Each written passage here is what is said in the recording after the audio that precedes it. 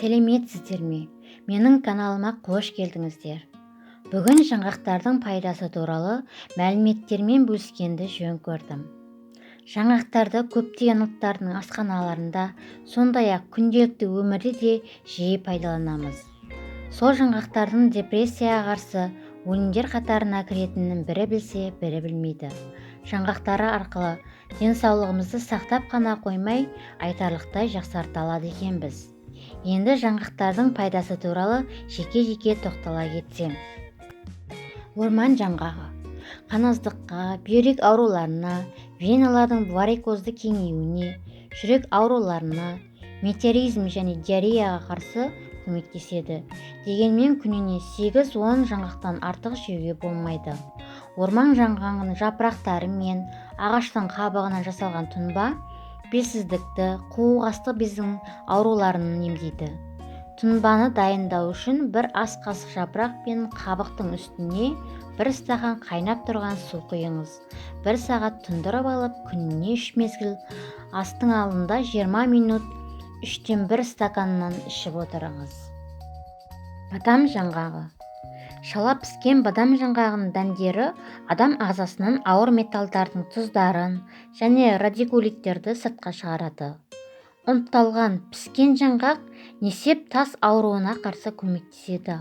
Ал бал араластырып пайдалансаңыз, ұйқысыздықтан, анемиядан және бронхиалды демікпеден арыласыз. Кешью жаңғағы. Үнді және азиялық тағамдар рецептінде кешью жаңғағы жиі кездеседі. Оларды бірінші және екінші ас, жеңіл тамақ, тұздық және әртүрлі тәттілер әзірлеуде қолданады.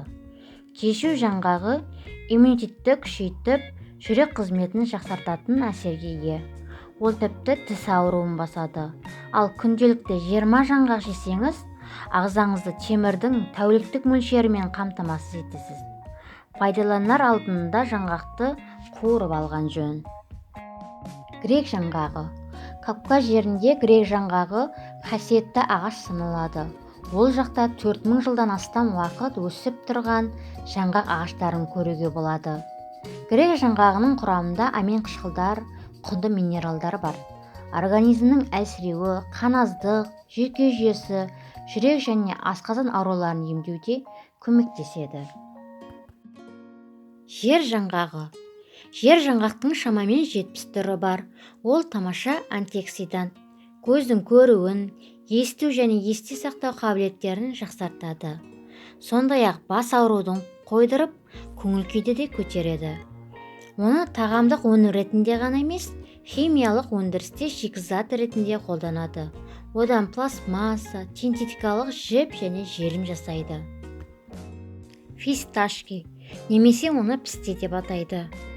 Пісте түрлі минералдар мен дәрумендерге өте бай болғанымен, оны жиі тұтынуға болмайды. Оның ересек адам үшін тәуліктік нормасы 15 жаңғақ. Пісте ас қорыту жолдары ауруларын, қаназдық, сар ауру, жүкті әйелдерде болатын токсикозды емдеуге көмектеседі. Пісте шаршап шалдығуды да басады. Мидың қызметін жақсартады.